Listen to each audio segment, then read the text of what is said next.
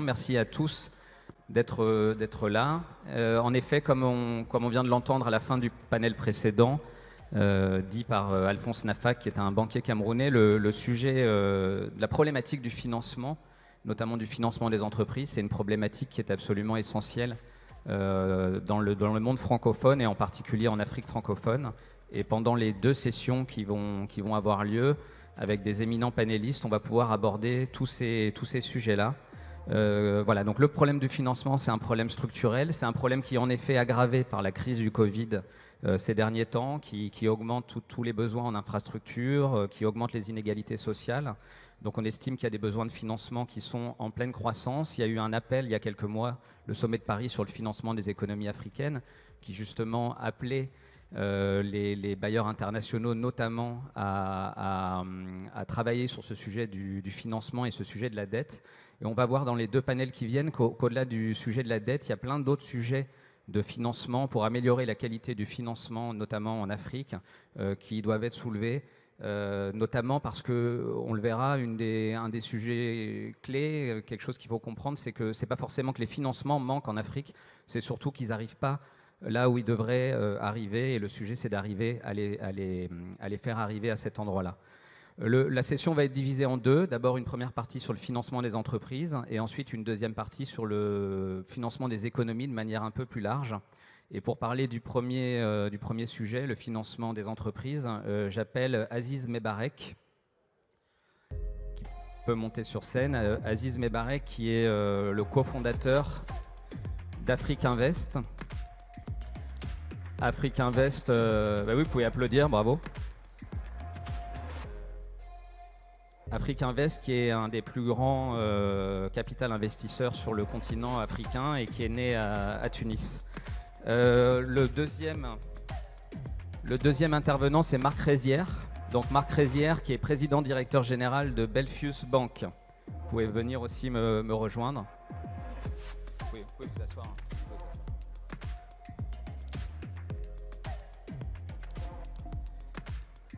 Avec nous aussi, nous aurons Laurent Taménion, qui est président directeur général de Sancom et également le patron des patrons du Togo. Nous aurons aussi Blaise Gouetchin, qui est président directeur général de la Banque cantonale de Genève.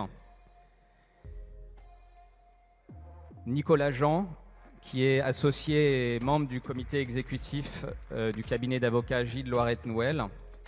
Et enfin Célestin Tawamba, qui est président directeur général du groupe Cadiste et également le patron des patrons au Cameroun.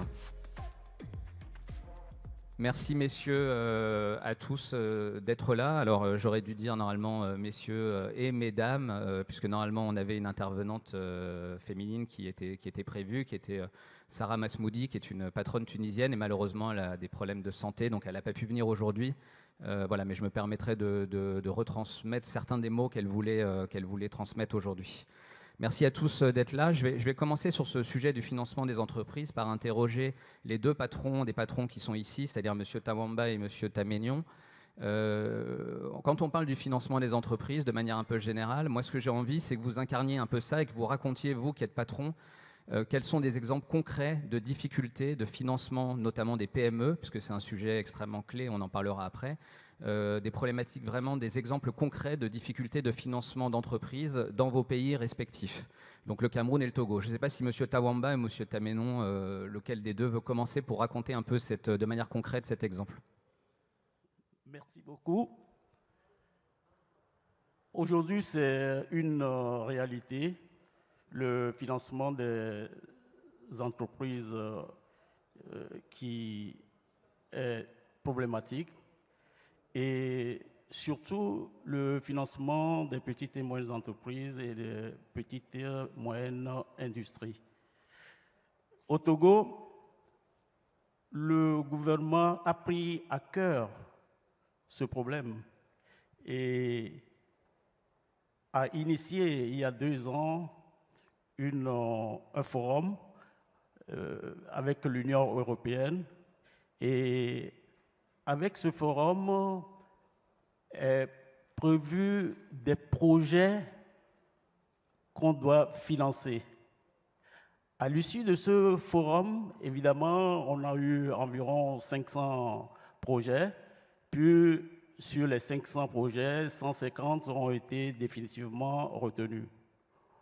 Mais hélas, ces projets qui émanent de petites et moyennes entreprises peinent à trouver des financements malgré les efforts du gouvernement. Le patronat togolais est allé signer une convention avec le gouvernement, une banque de la place, et ceci en vue de faciliter l'obtention de crédit à ces projets. Et si je peux dire, ces efforts ont été toujours vains. Alors, qu'est-ce qui se passe? Il y a une entreprise, aujourd'hui Artec, qui est dans l'ornemental, donc à partir du marbre. Je dis en passant que le Togo a le meilleur marbre et que nous avions une grande quantité. Donc, cette entreprise qui sollicitait un crédit de 3 milliards, jusqu'à ce jour, n'a pas pu l'obtenir, malgré les différents marchés que cette structure, cette société détient. Alors, le problème est le même, la garantie, des fonds pour soutenir l'entreprise et évidemment, comme les petites et moyennes entreprises, les petites et moyennes industries demeurent toujours faibles à leur crédibilité face aux banques, n'ont toujours pas de solution. Et aujourd'hui, le patronat togolais est allé pour signer des partenariats avec des structures de fonds de garantie nationales et internationales. D'abord avec une structure qui s'appelle la NPGF et qui est disponible à mettre en place des fonds de garantie pour soutenir ces petites et moyennes entreprises, et le Fonds de solidarité africaine, le FSA, dont le siège est à Niamey, qui est venu à Lomé et qui a signé avec le patronat togolais, évidemment, un partenariat afin de mettre à la disposition des banques cette garantie qui, évidemment, va faciliter l'obtention des crédits à ces entreprises, à ces jeunes, petites et moyennes entreprises qui sont en déficit de crédit. Merci, Monsieur Tamagnon. On voit bien qu'en effet, cette problématique du financement des PME, c'est une problématique concrète, parce qu'il faut rappeler que les PME, c'est quand même la création d'emplois, et en Afrique, on sait que c'est un sujet extrêmement important, dans le monde francophone en général. Monsieur Tawamba, est-ce que vous aussi, vous avez un exemple, en tant que patron des patrons, en tant qu'entrepreneur, de cette difficulté de trouver des financements? Oui, déjà, le problème de financement des PME, c'est vieux comme le monde. Et c'est enfoncer une porte ouverte. Je pense que tout le monde, les PME, que ce soit en Europe, que ce soit en Afrique, ont des problèmes de financement, mais c'est tellement plus important dans les pays africains. Et à titre d'illustration, selon l'étude de la Banque mondiale, en 2020, sur 40 millions de PME, uniquement 50% ont accès au financement. Sur 145 milliards de besoins, uniquement 20 milliards sont pourvus, dont à peine 15%. C'est donner l'ampleur. Et à titre personnel, je me ferai le porte-parole de ceux qui sont passés par des moments difficiles. Aujourd'hui, j'ai la chance d'être un groupe dans lequel il y a des PME, dans lequel il y a encore des start-up, dont le problème continue de rester, bien qu'apparemment, je peux avoir une coquille de quelqu'un qui aurait réussi. Mais nous vivons avec les séquelles de ce que nous avons vécu, de ces frustrations de manque de financement au début. J'ai risqué perte de financement lors d'une opération d'acquisition d'un groupe étranger Après une année de due diligence, on attendait la lettre de confort 24 heures avant, la veille. J'avais toutes les garanties. 24 heures à l'échéance, la banque m'appelle pour me dire c'est pas possible. J'ai dû avoir la garantie d'un aîné qui est venu juste par son nom permettre à la banque de m'accompagner. Dieu merci. C'est pour dire qu'en Afrique, on n'a pas seulement besoin d'être intelligent, on n'a pas seulement besoin d'avoir de bons projets, mais je crois qu'il faut allumer beaucoup de cierges dans les églises pour avoir la chance.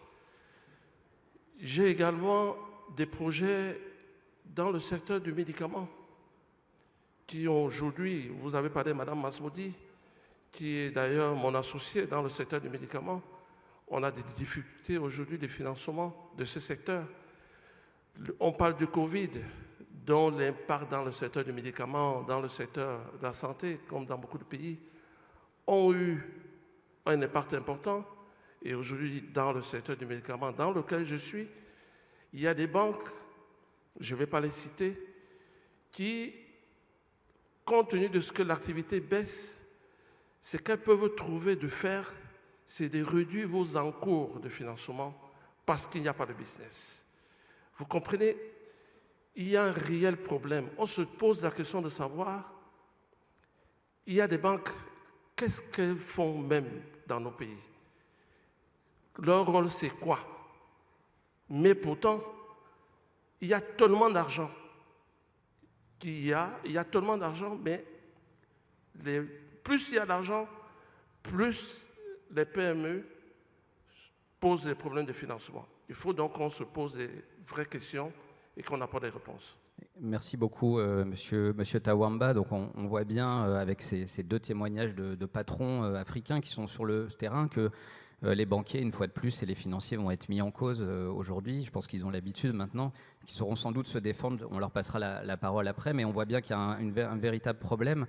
Et vous parliez de Madame Masmoudi, avec qui je me suis entretenu et qui est votre associée, donc qui est une patronne tunisienne. Ce qui est intéressant, c'est qu'elle dit que finalement les problématiques sont aussi assez différentes selon les pays. Qu'en Tunisie, elle arrive plutôt tranquillement à financer ses activités. Et quand elle est allée au Cameroun, quand elle est allée en Côte d'Ivoire pour investir, elle a eu énormément de difficultés, du fait notamment que les banques africaines ou panafricaines ou les banques internationales qui opèrent sur le continent ont des process de décision qui sont parfois longs et parfois très loin du terrain et qui du coup prennent des décisions depuis Paris, depuis Casablanca, depuis etc. sans forcément que c'est une vraie correspondance avec la réalité. Monsieur Nicolas Jean, vous êtes donc avocat, vous accompagnez beaucoup de chefs d'entreprise en Afrique, ou des projets aussi en Afrique. Vous, ce que vous dites, c'est que, dans le sens de ce qu'on vient d'entendre, c'est que les PME doivent être au cœur du sujet des financements, que les entrepreneurs, c'est la clé sur cette question du financement. Je vous passe la parole. Merci beaucoup. En effet, je rejoins ce qu'ont dit les deux présidents précédemment. Aujourd'hui, il y a beaucoup de projets, il y a beaucoup d'entreprises, il y a beaucoup de projets bancables, il y a des financements disponibles, mais on a du mal à plugger les financements sur les projets. Donc, c'est une chance de se retrouver tous réunis aujourd'hui, c'est de se dire la francophonie doit servir à parler le même langage économique, pour arriver à capter ces financements sur des projets bancables et à impact. Je pense que ce que disaient les deux présidents, c'est qu'on parle de projets réels, qui ont une réalité et qui ont une finalité positive pour le pays. Ça, c'est le premier point. Mais il y a aussi un travail à faire peut-être sur l'environnement, sur les entrepreneurs eux-mêmes, parce qu'on parle du financement des entreprises, et donc qui sont ces entrepreneurs? Et ça aussi, c'est important. Donc il faut s'attacher à la formation, à former ces entrepreneurs-là. Et donc aujourd'hui, il y a des programmes de formation, d'accompagnement des entrepreneurs, mais il faut peut-être aussi associer un peu plus, inciter un peu plus les entreprises. Alors là, je vais m'adresser parce qu'on est aux entreprises francophones, les inciter à cet effort de formation, peut-être en ajoutant des critères de sélection dans le cadre d'attribution de marché sur l'effort de formation et de transmission des connaissances. Il y a un deuxième travail aussi, c'est l'héroïsation de l'entrepreneur. Aujourd'hui, c'est ce que disaient aussi les deux présidents, un entrepreneur doit être considéré, un entrepreneur qui sacrifie son temps, qui participe au développement de son économie, à la croissance de l'économie, doit être héroïsé. Ça, je pense que la BPI a beaucoup travaillé en France sur ces aspects-là. Et une des solutions aussi, alors parce que selon les pays dont on parle, il y a des banques publiques d'investissement fortes, structurées ou pas, mais il y a une réflexion à avoir sur avoir une banque publique d'investissement forte et qui fait le lien entre le secteur privé et le secteur public, parce qu'aujourd'hui, on ne peut pas développer le tissu des PME sans avoir un secteur privé et un secteur public alignés, qui se parlent avec les autorités qui guident et le secteur privé qui lui, est moteur dans le développement. Donc ça, c'est l'héroïsation. Et enfin, on arrive à la question vraiment du financement des entreprises, du financement des entrepreneurs. Et là, c'est vrai que les banquiers, et là, parlons aux banquiers francophones, à tous les banquiers qui sont là et à ceux qui seront après. Moi, le marché que je connais, c'est le marché d'Afrique francophone, effectivement. Il faut arriver à parler le même langage et il faut peut-être changer de paradigme. Aujourd'hui, quels sont les outils dont les économies ont besoin? De fonds de garantie. Aujourd'hui, les PME n'ont pas accès au financement, mais parce qu'elles n'ont pas de garanties qui sont considérées comme des garanties suffisantes. Et là aussi, c'est le rôle d'être capable d'un effort de standardisation dans qu'est-ce qu'on attend comme garantie. Un fonds de garantie peut être travaillé sur, et c'est le cas aujourd'hui, il y a déjà des fonds de garantie, mais travailler sur des fonds de garantie panafricains dédiés aux PME et qui auront été structurés par les PME, avec les banquiers, par les représentants du patronat africain, avec les banquiers, un effort commun pour justement parler le même langage. Donc des fonds de garantie, des fonds de financement d'études, mais d'études aussi de financement destinés au secteur privé. C'est des outils qui peuvent être intéressants et qui peuvent être mis en place. Et enfin, quand on parle de standardisation, aujourd'hui on parle beaucoup de financement impact, je pense qu'on en a beaucoup parlé ici. Toutes les banques aujourd'hui ont une poche de développement, de financement de l'impact. Peut-être aussi travailler sur la standardisation d'une définition de l'impact. La définition de l'impact ne doit pas être une définition occidentale décidée par des banques européennes, non africaines, j'ai envie de dire, mais même africaines, hein, et définir ce qu'est l'impact. Aujourd'hui, l'impact, c'est créer de l'emploi, c'est donner un toit, c'est améliorer le système de santé, c'est améliorer le système d'éducation. Et donc, tout projet qui va dans ce sens-là devrait être considéré, à mon sens, comme financement impact. Et après, mettre en place des outils capables de mesurer l'impact. Parce que c'est toujours pareil, on s'engage en amont, mais quel est le contrôle?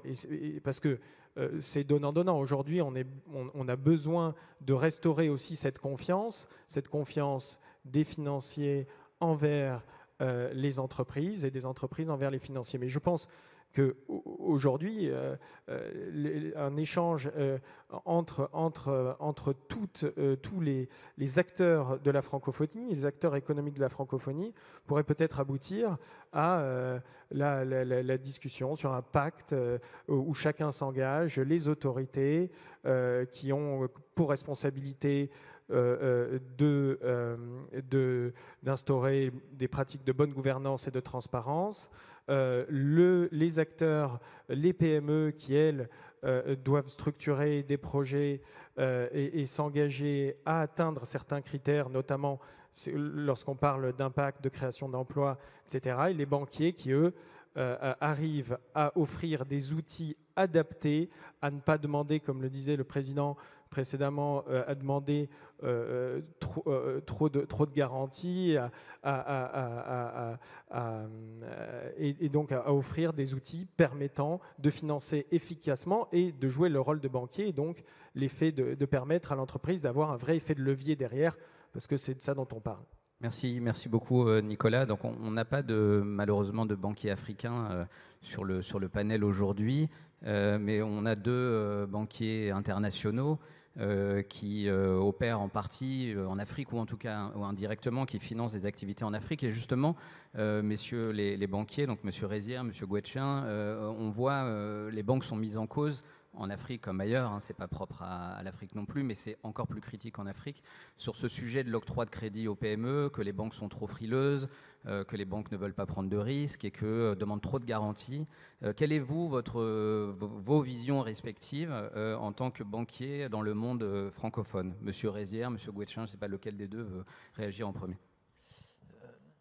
Bien, je répondrai d'abord par rappeler ce que nous avons vécu collectivement il y a une dizaine d'années. C'est la faillite du secteur bancaire. Donc mondialement, le secteur bancaire a fait faillite par un défaut de gestion des risques. Et donc nous restons un métier qui gère des risques, premier élément. Deuxième élément, nous sommes totalement conscients, je crois, de l'importance que nous avons à jouer dans le support aux entrepreneurs. Moi, je dirige une banque en Belgique qui est une des plus grandes banques belges, et j'ai une admiration grande pour les entrepreneurs que nous finançons et le courage qu'ils ont de réaliser leurs rêves, et j'ai une fierté, effectivement, dès l'instant où nous les accompagnons. Et finalement, lorsqu'on octroie un crédit à un entrepreneur, c'est une relation de confiance, en fait. Un entrepreneur vient avec un projet et nous décidons ensemble de le financer. Mais nous ne devons jamais oublier que l'acte de confiance que nous avons vis-à-vis de cet entrepreneur, il est dans les deux sens. Nous mettons de l'argent et nous espérons effectivement que l'entrepreneur assumera les engagements qu'il a réalisés. Donc il y a deux piliers. Il y a la crise financière majeure et la crise des États en 2011-2012, avec des conséquences extrêmement lourdes sur l'économie mondiale. Et puis il y a notre obligation de soutenir l'ensemble des petites entreprises. Alors en Belgique, nous sommes un pays de petites entreprises. Il n'y a que des petites entreprises en Belgique et nous octroyons 30 milliards d'euros chaque année à ces petites entreprises. Nous avons donc une relation de confiance avec ces entrepreneurs qui, pour la grande majorité d'entre eux, s'exportent à l'étranger, s'exportent au travers le monde et donc aussi en Afrique. Alors nous accompagnons nos entrepreneurs en Afrique et là commence effectivement quelque chose sur lequel nous pourrions discuter, c'est comment connaître et accompagner au mieux cet entrepreneur belge, flamand, wallon, francophone, néerlandophone, ça n'a pas beaucoup d'importance, de manière à bien connaître le pays africain ou autre dans lequel il va investir, et comment avoir des relais bancaires au niveau de ces pays africains. Et là, il faudra ensemble avoir une harmonisation des règles. En Belgique, moi, je suis responsable pénalement, à titre individuel, dès l'instant où je conduis mal mon entreprise. Et dès l'instant où j'accompagne de manière trop légère un entrepreneur belge et que mon entreprise, ma banque, a des difficultés financières, eh bien, je suis engagé pénalement à titre personnel. Ça, c'est la nouvelle législation bancaire. Et donc, il est important que nous ayons des interlocuteurs bancaires en Afrique qui partagent les mêmes conceptions. Et je vous rejoins, monsieur, il ne faut pas que ce soit une vision essentiellement européenne, il faut que ce soit une vision partagée. Mais la solvabilité des banques, les critères d'octroi de crédit aux entrepreneurs africains, quels qu'ils soient, doivent être partagés. Et surtout, que nous ayons des banques en face de nous avec lesquelles nous allons réaliser du trade finance, donc des garanties de bonne fin de crédit, soit extrêmement solides et soit, comme nous, très préoccupés par leur niveau de solvabilité et, au niveau européen, par tout ce qu'on appelle le compliance. Il faut que nous soyons capables de comprendre à qui nous avons affaire, qui sont les personnes, les femmes, les hommes derrière les banquiers, parce que nous avons cette obligation de la connaissance du client, imposée à juste titre, je crois, par le régulateur européen, voire mondial. Et donc, voilà, il y a un travail collectif à réaliser. Pour la Belgique, c'est très bien d'accompagner nos entrepreneurs qui souhaitent investir en Afrique, mais il y a des règles de jeu sur lesquelles nous devons nous mettre d'accord. Maintenant, je cède très agréablement la parole à mon confrère. Merci, cher confrère. Alors, je vais peut-être aborder un autre aspect qui est l'aspect du système bancaire, c'est-à-dire, dans le fond, l'écosystème financier. Et je crois que la maturité des systèmes bancaires est différente de pays à un autre. Il faut savoir, et il faut peut-être se rappeler, il faut peut-être même étudier l'histoire des systèmes bancaires, notamment européens, et je pense particulièrement au système bancaire suisse, et on y retrouvera les mêmes problèmes, c'est-à-dire des nécessités d'intervention étatique pour assurer la santé du système bancaire. Parce que le problème, ce n'est pas l'attitude des banquiers, le problème, c'est la maturité du système bancaire. Et alors, quelles sont les conditions, je vais être bref, mais quelles sont les conditions d'efficience du système bancaire? Alors, les premières, c'est qu'il y ait beaucoup de banques. Il faut qu'on puisse créer une situation de concurrence. Le prix du crédit, la propension du crédit est tout à fait corrélée à la présence de nombreuses banques en concurrence. Si vous avez un nombre trop restreint de banques, vous avez une situation de force, en quelque sorte, qui s'inverse, et le rapport de force est favorable plutôt aux financiers. Il faut une bancodiversité, c'est-à-dire qu'il faut des banques de différents types, comme dans un écosystème où il y a une biodiversité. Il faut une bancodiversité avec des établissements qui vont faire du private equity, des établissements qui vont faire du leasing, des établissements qui vont faire du trade finance. Elles n'auront pas toutes ces mêmes spécialités, elles vont se concurrencer avec leur stratégie. Il faut aussi une régulation qui ne soit pas décourageante. Aujourd'hui, et depuis 2008, le régulateur est fortement intervenu sur les ratios de capital. Il a exigé une mobilisation de pratiquement 3 fois ce qui était nécessaire avant 2008. Il exige maintenant des ratios de liquidité.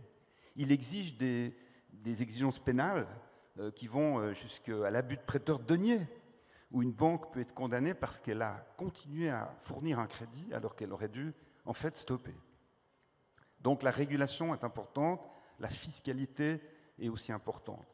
Si on est trop exigeant sur les ratios de couverture de fonds propres, pour des banques cotées, la mienne est une banque publique-privée, puisque nous sommes à 77% dans les mains de la collectivité, mais en même temps nous sommes cotés en bourse. Eh bien, si l'exigence de fonds propres qui part de Bâle III et puis qui ensuite se répercute dans les régulations nationales, si ces exigences sont trop élevées, vous découragez l'investisseur dans les banques. Et si vous n'avez plus d'actionnaires, vous n'aurez tout simplement plus de banques. Et il est absolument essentiel, si vous observez actuellement les cours de bourse des banques européennes, elles sont en dessous de leur valeur substantielle.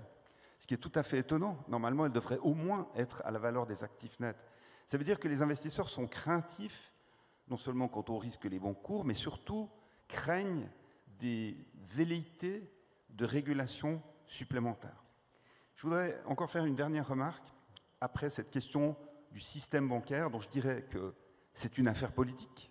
Le système bancaire, la santé du système bancaire dans un pays est une affaire hautement politique. Il ne s'agit pas nécessairement d'avoir une vision totalement étatiste et nationale, mais on ne peut pas le laisser-faire libéral ne suffit pas. Et je vais prendre l'exemple de la Suisse, tout simplement, je le connais. Aujourd'hui, seuls 30% des PME ont besoin de crédit. Les PME fabriquent 96% de l'emploi, donc elles sont essentielles. Ce n'est pas les multinationales qui créent l'emploi. Seuls 6% des PME considèrent qu'elles n'ont pas reçu le financement dont elles avaient besoin. Donc on peut parler d'un système efficient en Suisse dans l'abondance du crédit. Mais il faut bien vous dire que ça a été l'objet d'une très longue marche. Et par exemple, l'établissement que je préside a été créé par la collectivité publique autour de Genève en 1816. Vous voyez, c'est de la vieille histoire. Dans les années 50, la Confédération suisse a dû mettre en place des instituts de titrisation pour aider le refinancement des banques pour les crédits immobiliers. On a appelé ça les lettres de gage. Et c'est la Confédération qui a créé les instituts pour faciliter le refinancement des banques. Donc on voit que même dans un pays de tradition, mettons, libérale, un certain nombre d'interventions de l'État structurantes ont été nécessaires. Et j'invite à réfléchir aux situations particulières de chacun des pays qui est présent ici, pour se demander sur quel point, dans le fond, des améliorations du système bancaire sont encore possibles. C'est important en effet de souligner que sur finalement ce chaînon manquant qu'il y a entre les PME, les projets à financer et les banquiers, chacun ayant des bonnes raisons finalement. Les PME ont d'excellentes raisons de chercher des financements, les banquiers ont finalement, quand on vous écoute, aussi des raisons de ne pas forcément toujours les octroyer, notamment à cause des régulations qui sont de plus en plus contraignantes pour les banquiers ou qui ne sont pas forcément adéquates, notamment dans le contexte africain. C'est important de s'interroger en effet sur le rôle, comme vous venez de le faire, des États, des régulateurs pour solutionner cette problématique-là. Je voulais parler avec Aziz Mebarek. On va parler du private equity parce que c'est un sujet important pour le financement des entreprises. Mais juste avant, Afrique Invest, qui est un des plus grands fonds d'investissement en Afrique, vous financez beaucoup de banques aussi en Afrique. Je voulais juste votre réaction sur ce sujet des banques, du système bancaire africain. Et qu'est-ce qu'il faudrait selon vous pour que les banques financent mieux les entreprises? Et après, on parlera du private equity. Merci Frédéric. Alors moi, je vais revenir à quelques mots-clés que j'ai entendus au cours de ces différents débats et dans ce panel. Le premier mot-clé, puisque ne l'oublions pas, en fait, le Covid n'est pas derrière nous en Afrique, le Covid est devant nous. Le variant Delta est encore à ses premiers balbutiements en Afrique et la crise, malheureusement, n'est pas encore derrière nous. Et je reviens à ce qu'a dit la présidente de l'OIF hier. Le premier attribut, en fait, dont on aurait besoin aujourd'hui dans un forum comme celui-là, c'est la solidarité. Nous avons besoin d'avoir beaucoup plus de vaccins en Afrique. Nous avons besoin, en fait, d'apporter une aide conséquente aux différents États, parce que, ne l'oublions pas, il y a eu un effet d'éviction, et cet effet d'éviction va s'accentuer, en fait. Et pour revenir à votre question au niveau du système bancaire, parce que les banques financent les déficits publics aujourd'hui, et quand elles financent le déficit public en faisant un spread, eh ben on se pose la question pourquoi est-ce qu'elles financeraient des entreprises. Donc aujourd'hui, cette solidarité doit opérer, et en fait, dans le cadre de la francophonie et dans le cadre disons, de regroupement de cette même nature, il faut donner du contenu, et le premier contenu, en fait, c'est d'apporter cette aide sur les vaccins et sur peut-être le financement public. Vous avez raison de rappeler que la première source de financement, c'est les banques. Et les banques aujourd'hui devraient être renforcées en fait, de différentes manières pour qu'elles puissent apporter le financement requis aux entreprises. Donc il y a un effet de taille qui doit opérer. Il y a l'accès à la ressource dans les différents pays et j'ai parlé de cet effet d'éviction. Il y a un autre attribut important qui est transversal sur le continent africain, c'est le côté formation. Donc la capacité en fait de bien apprécier les risques et de bien apporter en fait du financement, parce qu'on se rend compte dans plusieurs situations que les financements ne sont pas apportés simplement parce que il n'y a pas une bonne appréciation des risques pour pouvoir apporter en fait le financement requis. Et puis aujourd'hui, quand il s'agit de financer des PME, les PME ont besoin en fait de financement long, et donc des ressources longues n'étant pas disponibles, il est très compliqué d'apporter du financement long, patient, à des entreprises qui en ont besoin. Donc je pense que finalement, la réponse est la synthèse de l'ensemble de ces éléments. Un autre mot-clé, en fait, qui est transversal, et je ferai peut-être le lien avec nos métiers de private equity, c'est l'innovation. Aujourd'hui, on se rend compte du fait que, finalement, il y a beaucoup de fintech qui commencent à se déployer, essentiellement dans la partie anglophone, mais comme la présidente de l'OIF a dit hier, qu'on va agir de manière décomplexée. Donc, quand il y a de bons exemples qui peuvent nous inspirer, il faudrait pouvoir les regarder de près pour dupliquer les bons modèles qui existent. Et aujourd'hui, que ce soit en matière de transfert, de trade finance, en matière de remittances, les coûts des transactions, par le fait, en fait d'une meilleure digitalisation, baissent considérablement. Il faut se rendre compte que quand on passe par les grandes enseignes de transfert d'argent, quand on envoie 100 € dans un de nos pays en Afrique, On en reçoit 90, on en reçoit 85. Et ça, c'est extrêmement coûteux, c'est très pénalisant, c'est une source de financement de nos économies, et la digitalisation et la technologie apportent des solutions importantes à ce sujet. Alors, quand il s'agit d'innovation, il s'agit d'innover aussi par rapport aux produits dont on a besoin. Et là, je fais un switch par rapport à nos métiers de private equity. D'abord, je tiens à dire que le private equity qui a démarré il y a 25 ans en Afrique, essentiellement en Afrique du Nord, et la Tunisie et l'Afrique du Sud ont été les deux pays pionniers en la matière, suivis par un certain nombre d'autres pays par la suite, l'offre actuelle est très insuffisante par rapport à la demande, très insuffisante. Pour apporter une offre en adéquation en fait avec les besoins des entreprises, moi j'ai fait un petit calcul que je ne détaillerai pas, donc n'essayez pas de me challenger dessus, mais il faut multiplier l'offre actuelle par plus de 20 en montant. Et donc, il faut multiplier la taille des équipes actuelles par plus de 10. Donc ça passe par de la formation. Il y a des programmes qui ont commencé à être mis en œuvre, notamment par l'AFD, par le groupe de la Banque mondiale, pour former de nouvelles équipes. Il faut que l'offre soit abondante, il faut qu'elle puisse adresser les différents segments adressables aujourd'hui dans le private equity, donc le mid-cap, le large-cap, le small-cap, le venture, le financement des institutions financières. Et bien sûr, tout cela est loin d'être adressé de manière appropriée. Et pour pouvoir le faire, parce que ça c'est une réflexion que nous avons engagée, c'est intéressant ce que disait monsieur, donc le représentant de GIDE. Aujourd'hui, enfin, dans notre métier, les bailleurs de fonds sont essentiellement privés ou des agences de développement. Et ils cherchent tous du rendement. Quand on cherche du rendement, ça restreint de facto en fait la nature des cibles et la nature des entreprises auxquelles on peut s'adresser.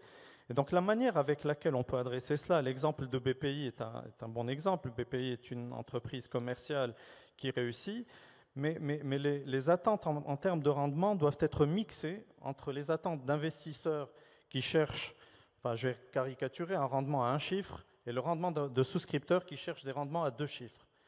Et quand on arrive à faire un mix approprié entre ces deux types et ces deux natures de souscripteurs, eh ben on arrive à apporter une offre qui est plus en adéquation avec les besoins du marché. Merci beaucoup Aziz. Alors il nous reste malheureusement que 3 minutes, mais on va faire un dernier tour de table très rapide. Peut-être chacun d'entre vous donner ce qui pour vous est un appel ou une recommandation que vous adressez aujourd'hui, et aussi par rapport au panel qui suit, qui sera un peu plus macro sur le financement des économies de manière globale. Donc je vous passe la parole, je ne sais pas qui veut commencer, ça peut être un appel aux États, aux régulateurs, aux banquiers, etc. Oui, rapidement, je voudrais répondre à ce que mon prédécesseur vient de dire. Peut-être que les fonds d'investissement, il faut augmenter les montants, mais je crois qu'il faut que l'offre soit adaptée. Les fonds d'investissement, dans les pays africains, il y a un problème d'accessibilité des tickets. On pourra en parler longuement. Si vous recherchez les rendements, justement, ce n'est pas dans le secteur industriel que vous allez... C'est pas dans le secteur industriel qu'on a souvent des rendements. Ça, c'est une parenthèse. Mais non, il faut également... Nous n'allons pas parler des banquiers, ils ne sont pas là. Mais il se trouve quand même que depuis 2008, la crise, le secteur qui gagne le plus d'argent, c'est les banquiers. Ils ont de l'argent. Votre micro un peu plus près. Oui. Le secteur qui gagne, où il y a des rendements importants, c'est les banquiers. Mais ils ne financent pas. Il faut aussi que nous, les chefs d'entreprise, on prenne nos parts de responsabilité. En Afrique, il y a la culture de remboursement de la dette qui est un problème. Ça, c'est une chose. Il y a la sécurisation, notamment les garanties. Il y a un problème de pondération des garanties en Europe. La manière avec laquelle on pondère les garanties n'est pas la même que dans nos pays. Il faut certainement revoir son niveau du régulateur. Et aussi un rôle, je veux dire, l'environnement des affaires, la sécurisation juridique et judiciaire, qui est important.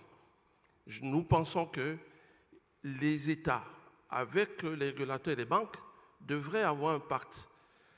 Évaluer les banques sur leur capacité de financer les PME, leur donner des objectifs de financement.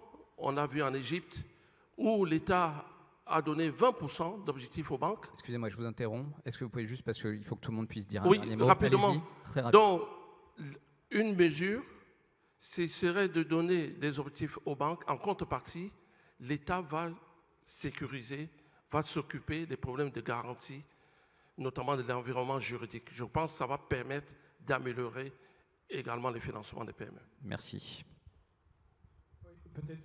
Allez-y, Président. Merci. À mon avis, je pense qu'il n'y a pas 1000 chemins. Hein.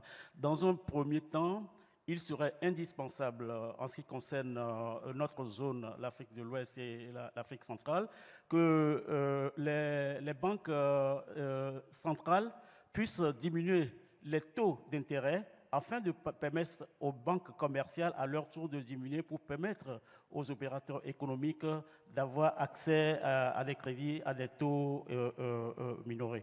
On ne peut pas comparer l'Europe et l'Afrique au niveau des taux d'intérêt, où aujourd'hui, quand je prends notre zone, on est entre 9 et 10% de taux d'intérêt. La seconde chose, ça va au gouvernement, c'est de pouvoir regarder si on peut baisser l'assiette fiscale et les frais de dédouanement, et ceci dans l'intérêt de réactiver les entreprises. La troisième chose, je dirais que c'est les fonds de garantie. Aujourd'hui, les fonds de garantie sont incontournables parce que les petites et moyennes entreprises n'ont pas ces moyens et c'est par là qu'ils peuvent aboutir à leurs différents crédits. Et le dernier point, justement, c'est les institutions financières internationales. Il faut, c'est maintenant ou jamais que ces institutions doivent montrer leur vrai visage en assistant les gouvernements dans tout ce qu'ils auront perdu au niveau des assiettes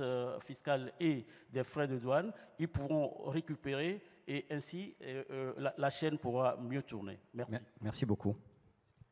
Peut-être pour aller vite, juste un point, mais évitons d'avoir des financements qui reposent sur des présomptions de risque maximal. Aujourd'hui, un des problèmes, ce sont les taux. Alors, je sais que ce sera bien travaillé, bien discuté dans le panel d'après, mais à tout le monde, à tous les acteurs économiques qui viennent sur le continent, pas de présomption irréfragable de risque maximal. Autrement, on se retrouve avec des taux qui ne permettent pas à l'économie de se développer. Donc effectivement, ce qu'on dit, c'est qu'il faut s'intéresser et il ne faut pas attendre non plus, parce qu'on l'a dit, les exigences en termes, on parle des ratios de Bâle, aujourd'hui pèsent sur les banques européennes. N'attendons pas que les banques centrales africaines répliquent, dupliquent cette réglementation-là, et justement que concentrons-nous sur chaque pays, sur son économie, pour essayer de libérer les financements et donc les énergies. Merci beaucoup. Alors, je ne sais pas s'il y a un ou deux derniers mots. Allez-y, très rapidement. Très, très rapide. Pour que tout cela soit efficient, il faut que le système bancaire soit efficient. Pour qu'il soit efficient, il faut que l'État intervienne, il faut que le régulateur soit présent, c'est nécessaire, mais il doit chercher un optimum et pas un maximum. Il doit chercher à comparer les mesures qu'il prend dans différents domaines. On ne peut pas prendre des mesures dans le domaine du capital, dans le domaine de la liquidité, puis ensuite ne pas combiner les éléments. C'est un peu ce qui s'est fait en réaction en 2008. Donc il faut une intervention très mesurée, et il faut aussi qu'une instance indépendante puisse mesurer l'impact des mesures publiques sur le système bancaire. Terminé. Merci beaucoup. Oui, je crois que ce forum est parfait l'année prochaine pour créer, sous votre égide, un travail commun avec les banques africaines pour partager nos pratiques et aligner, pour nous permettre également d'accompagner l'investissement au travers de nos entrepreneurs dans vos pays respectifs et mieux comprendre votre économie. Et ça, seul le régulateur et vos banquiers sont capables de partager avec nous ces situations de fait. Merci beaucoup. Donc ce sera le mot de la fin. Merci à tous. Enfin, de la première partie sur le financement des entreprises. On parlera après du financement des économies. Merci à tous. Vous pouvez applaudir en effet Monsieur Mebarek, Monsieur Jean, Monsieur Gouetchin, Monsieur Taménion, Monsieur Rézière et Monsieur Tawamba. Merci messieurs.